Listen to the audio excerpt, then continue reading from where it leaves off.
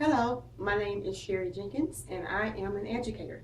I have worked in the capacity of a classroom teacher and administrator for the past 10 years plus. From my experience, I have learned that all students can learn at all different levels. However, this is largely dependent upon having strong teachers in the classroom. Thus, it would be my pleasure to assist teachers in this difficult job of educating the next generation of learners. So thank you for this opportunity and I'm ready to begin.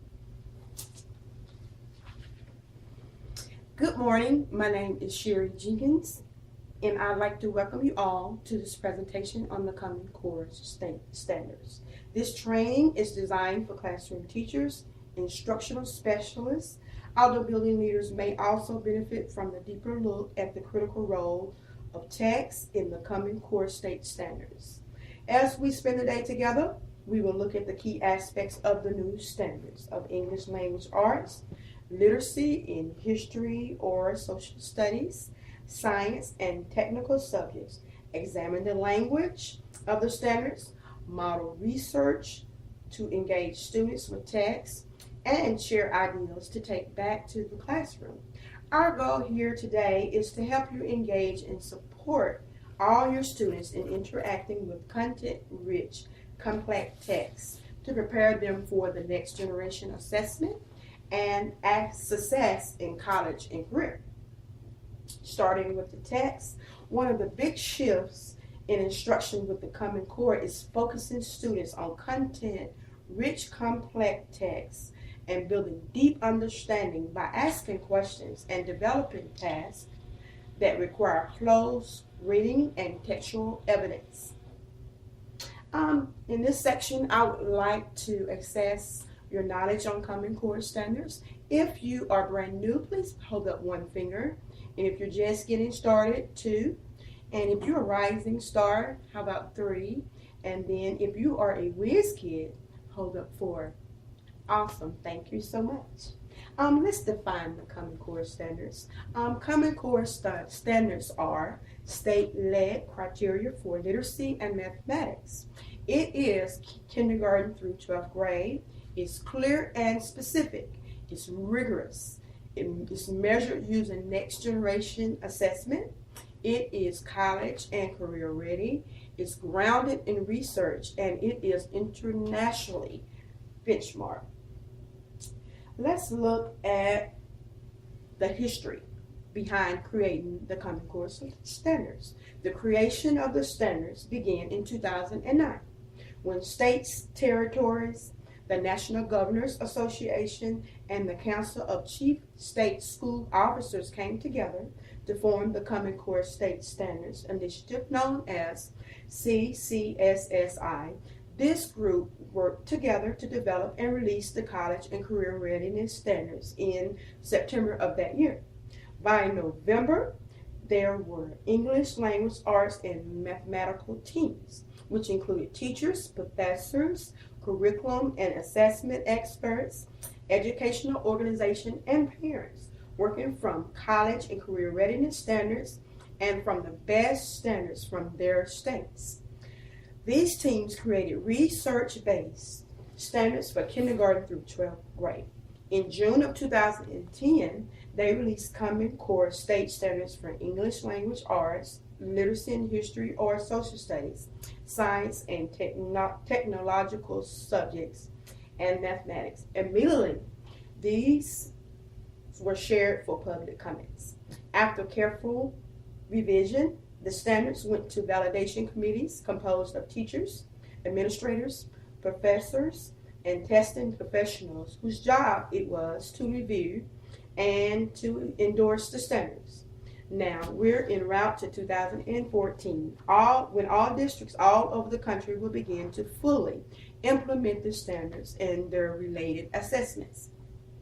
The guiding principles are fewer, clearer, and higher. The teams focus on defining key standards and gradually building skills from kindergarten up through 12th grade to address the issue of curriculum that was, in the words of researcher William Smith, a mile wide and an inch deep. Clearer, This simply meant that the intention was that everyone involved in the educational process, including students, teachers, parents, and administrators, would be able to understand the expectations for achievement. Higher, the standards were explicitly designed to set expectations to raise the expectations of all students. Some have described this as raising the floor as well as raising the ceiling. On building on college and career, the terms work in three areas: mathematics, English language arts, and within ELA, content area reading and writing. The Common Core state standards refer to this as a literacy in history and social studies, science, and technical subjects. We call it content area literacy. In the glossary in Appendix A, the Common Core standards define technical subjects as courses that focused on practical study, such as technology, design, and business, in addition to technical aspect of broader fields of study like art or music. Now, college, of course, would be 2 and 4-year post-secondary schools, and careers would be defined as jobs that offer competitive, livable salaries and opportunities for advancement in growing and sustainable industry. When you visit the Common Core website and look at the standards in the areas of ELA and content area literacy, you will find them divided in this way. You have 3 main sections: K through 5, which is cross-disciplinary, 6 through 12, English language arts, 6 through 12, literacy in history or social studies, science, and technical subjects. In kindergarten through grade 5, reading is divided into literature, informational text, foundational skills, and print concepts and phonological awareness. Cross-disciplinary content area reading and writing are built in at those levels. At middle and high school, foundational skills drop out and content area literacy in history or social studies, science, and technical subject receives its own set of standards. The Common Core state standards include 3 appendices that provide additional information such as research-based behind the standards, sample text and performance tasks, and sample student writing. The next slide will show images from those appendices. But before we leave this section, please do note the website of www.corestandards.org, where there's a lot of useful information that we have discussed today. In Appendix A, you will find research supporting key elements of the Common Core standards. Here you can learn more about text complexity, reading foundational skills, academic vocabulary, writing text types. Also, Appendix A includes a glossary of important terms in the standards. Appendix B is one document that you may want to take a closer look. It includes text exemplars, sample literacy, and informational text that meet the standards criteria for complex text. Here you also will find sample performance tasks for each grade level from kindergarten through grade 12. Appendix C is another document that is very useful. It provides clear examples of student argument, informative, explanatory, and narrative writing.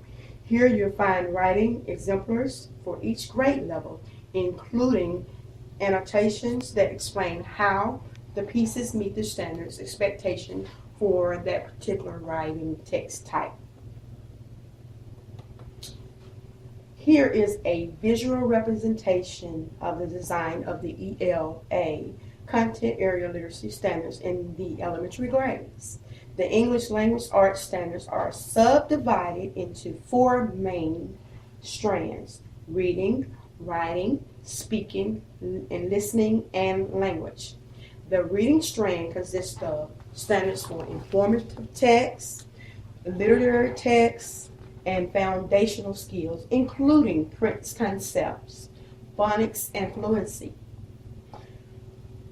At the upper grades, there are specific ELA standards for reading, writing, speaking, listening, and language. Additionally, there are separate content areas standards for reading and writing. Foundational skills drop out in grades 6 through 12, both ELA and content area literacy. Understanding the ELA framework within the English language arts standards are 4 strands: reading, writing, speaking and listening, and language. Each strand is organized around a set of college and career readiness anchored standards that are grouped into 2, 3, or 4 categories, depending on the strand. The standards for English in integrated model of literacy, the standards for English language arts also include additional standards for literacy in history or social studies, science, and technical subjects for grades 6 through 12. This highlights another central idea in the Common Core state standards, that all educators in the school have a shared responsibility for student literacy development. Media and technology blended throughout, the standards also place a strong emphasis upon media and technology, but do not call them out separately. Instead, media and technology are integrated into the strands, for example, through use of digital text and online research. What's not in the standards? These standards are simply an agreed upon set of expectations. They take what is best and most rigorous from state standards and apply them to all students.